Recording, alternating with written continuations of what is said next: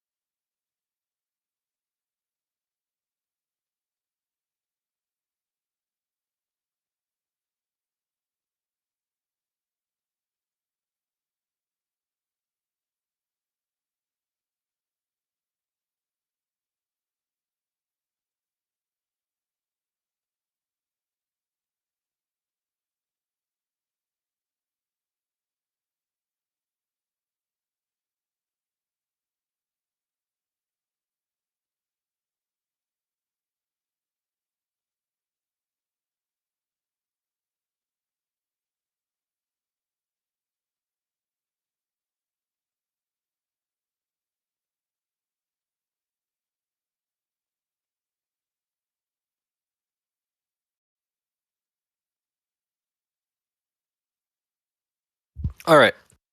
We'll go get going on kind of the market overview and still let some people trickle in before we start the lesson. If anyone has any questions on structure, now is a good time to type them out and ask them as I kind of go through this. Yeah. Hopefully people had a good day. Pretty good morning. Afternoon was fine as well. We just had a couple pause areas, but quite a good day. So the main thing from today is our power low has been cleaned up. Very nice. We now have excess. You look at your DPO. We have single prints from the morning printed through here. So this is good to go. Power low is now no longer in play. Area is still in play, but structurally looks good. I still like to view this market as a double distribution. Remember last week, early in the week, buyers were able to kind of hold into our upper pivot area. We're not able to push and correct our poor high above. And kind of this lackadaisical bid and slowdown really allowed sellers to take control of the order book, obviously pushing down back into our pivot area.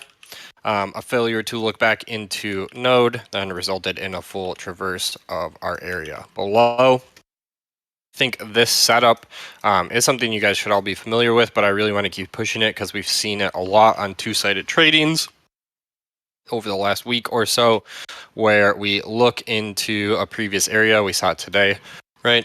And then we are looking for either acceptance through the POC for an oscillate into our first edge, or rejection, bringing us back down or up into our bottom or top edge, obviously, depending on direction of trend, right? We saw it happen here, come into our edge, test opposite edge, fail, test in to this structure, fail, and then obviously downside, same kind of thing. So talked about and put in intraday ideas today that I really want to see buyers attempt and succeed in holding into our node. If they are unable to, we open up a lot of room to the downside.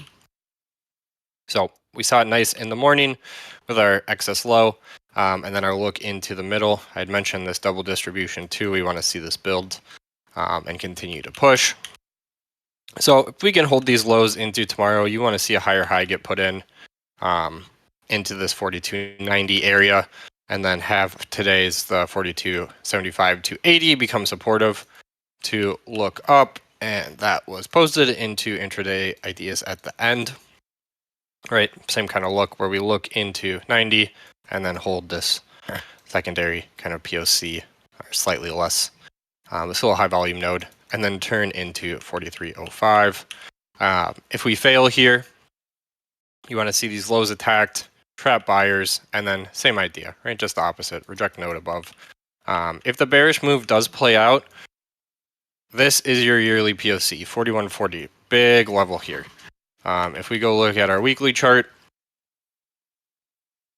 we can see that we spent what, 1, 2, 3, 4, 5 total weeks rejecting this through last year, through the winter into the spring, and then in the spring is 1, 2, 3, 4, 5, 6, 7, 8, 9 weeks. People probably remember this from the spring to summer, but 9 weeks spent here just oscillating before we had our breakout move, right? So the question is, can these edges hold and we still have value up above? If not, it makes sense to get back down into 41.40, 41.20. It's kind of hard to pull exact levels, right? We can understand the area, but because this volume is so old and these participants are most likely exited, we have to really rely on kind of intraday liquidity levels to establish kind of your dominant prices. That's basically it. There's not too much to say here. It's either can bulls come back up, push over, or do bears reject this node, and then we start searching for new value. Something that I have on this chart as well, I put in the newsletter, but I have an anchored VWAP off the high, kind of this range. So from Thursday the 12th into our high, I think it'd be fine to put one on this last week's high as well. I'm sure it's pretty close, slightly lower. But even something like this, we can start to see if we curl up, we can start to see value pushing and volume kind of behind it. But these anchored VWAPs coincide with some pretty important levels. Obviously, last week's high 43.05, which was been talked about, and the one off the high coming into this 43.30 area where we have a VPOC as well as our pivot between our double distributions in this zone under 43.50. So worth keeping an eye on this. I wouldn't necessarily trade off of any tests into it, but it can still give you an idea if we come into these areas and flip over. Okay, we have a big value shift. But yeah, still kind of focusing on these double distributions and our primary nodes within them. Are there any questions on that? Any confusions? Last couple of weeks, structure has been pretty straightforward. If we continue to sell, I will stop looking at this as the double distribution and really focus on our P-shaped profile here. Since a lot of this volume transacted occurred back here. Cool. Any questions on kind of overall market structure? Any comments? Things people see?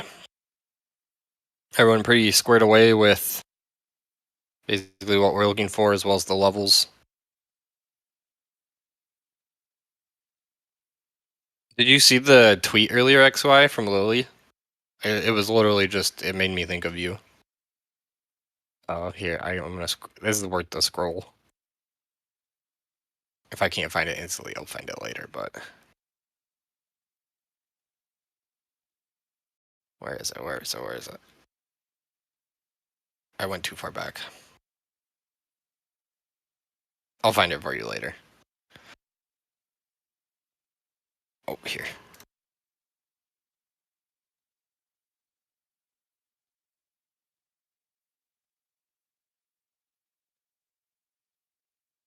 Yeah, so this chart is I can share this exact chart if you want, but it is just a newsletter chart.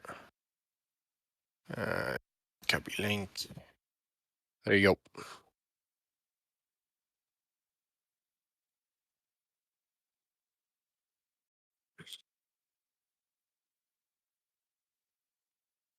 Cool. Anything else?